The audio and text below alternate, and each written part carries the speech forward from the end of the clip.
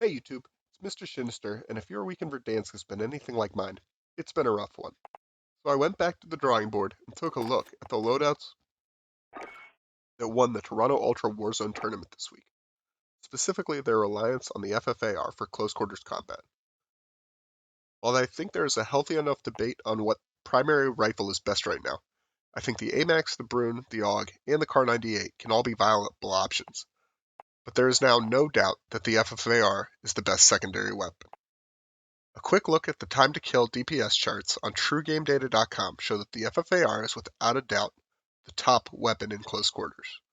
The only gun that can put up a similar time to kill right now is the Bullfrog, which is a gun I still love, but even if you hit all headshots, the difference is so marginal that it just makes sense at this point to use the FFAR.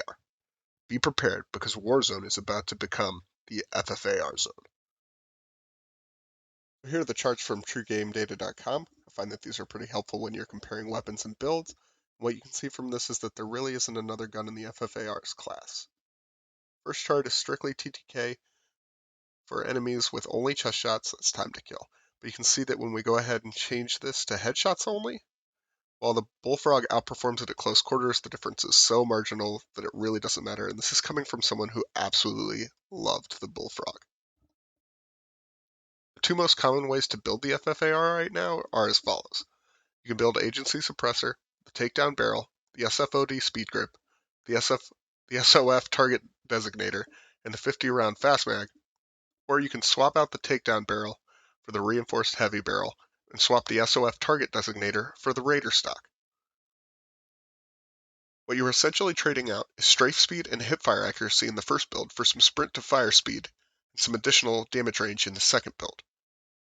I personally think that makes this an open and shut case for the first build because this gun is already outperforming most sidearms at range as is. Okay, let's go ahead and take a look at some clips. There's no audio today because I screwed up some audio settings. Basically pushing this team, and this is one of the things that I wasn't sure this gun was going to be able to do with its fast rate of fire is take down multiple targets, but you can see right there, even though we don't get the kill, we're able to get good damage off on 3 different targets. Reload. This gun takes a little bit of patience, but it's definitely got enough bullets in the clip with the 50-round mag to, take out as many opponents as you need to.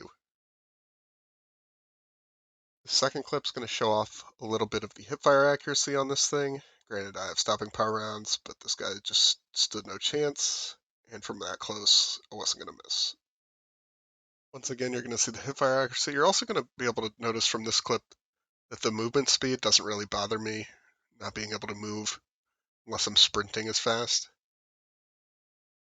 Here we've got another one. Nice easy hop.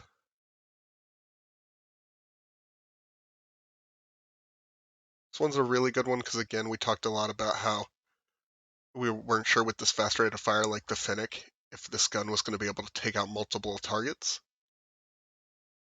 So you can see we're pushing this building, and there's going to be 2 guys in the top.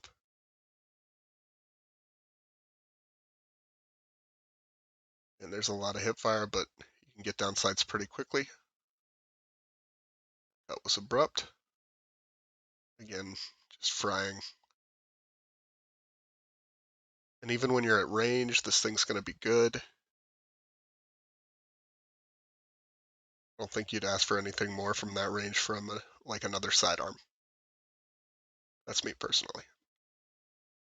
Throw a couple grenades, try and get this win. And that's our video, folks. Guys, if you like the content, please remember to like and subscribe. See you in the next one.